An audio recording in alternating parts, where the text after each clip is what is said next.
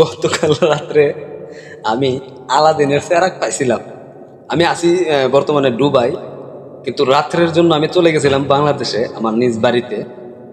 আমি যখন ঘুমিয়েছিলাম, ঘুম থেকে স্বপ্নে দেখতেছি আমি রাস্তা দিয়ে হেঁটে চলেছি। কদ্দূর যাওয়ার পরে মালয়েশিয়ার টাকা, অনেকগুলা টাকা পড়ে রয়েছে রাস্তায়। হ্যাঁ, টাকা নিতে নিতে নিতে নিতে নিতে নিতে মনে করেন ব্যাগ ট্যাগ সব বইরে লাইছি। এখন নিয়ে বাসায় গেছি, কিছু টাকা কাছে রাখছি আর কিছু টাকা ব্যাগের ভিতরে ভরে রাখছি। এতগুলা টাকা তো একবারে ভাঙানো যাবে না। এরই মাঝে একজনে ডাক্তার কইতেছে ডিউটির সময় হয়েছে, কিন্তু আমি টাকাটা ভাঙাইতেও পারলাম না, কোনো কিছু করতেও পারলাম না।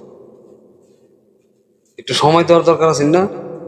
ওটা আজা ডিউটিতে না যেতাম আমি তো কোটিপতি হয়ে গেছিলাম গা। এই যে আমার স্বপ্ন 12টা বাজাইছে, তার কি বিচার করার দরকার আপনার এই কোন চার ভাড়া? এতগুলা টেয়া পাইছি, তুই আমার ডাক না দিয়া চুপচাপে তুই ডিউটি যাইতে গা। টেহা রে, ডিউটি দিয়া এতগুলা টেহা ভাঙাইতালাম না হেল লাগিয়া। তার কাছে এ ডিউটির সময় হয়েছে, তাড়াতাড়ি উঠ তাড়াতাড়ি উঠ। সময় শেষ হয়ে যেতেছে গা, ডিউটি যেমন লাগতো।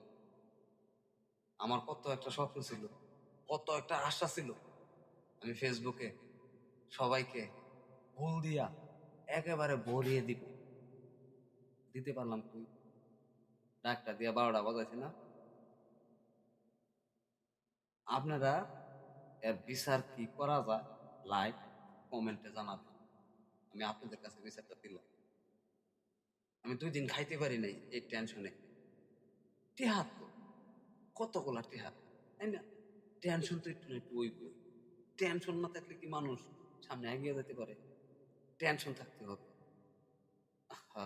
রে ভালোবাসা রে, কি ভালোবাসাটা দিলাম হইলে আমার ফেসবুকের বন্ধু করতে, দিতে পারলাম না শুধু হের কারণে।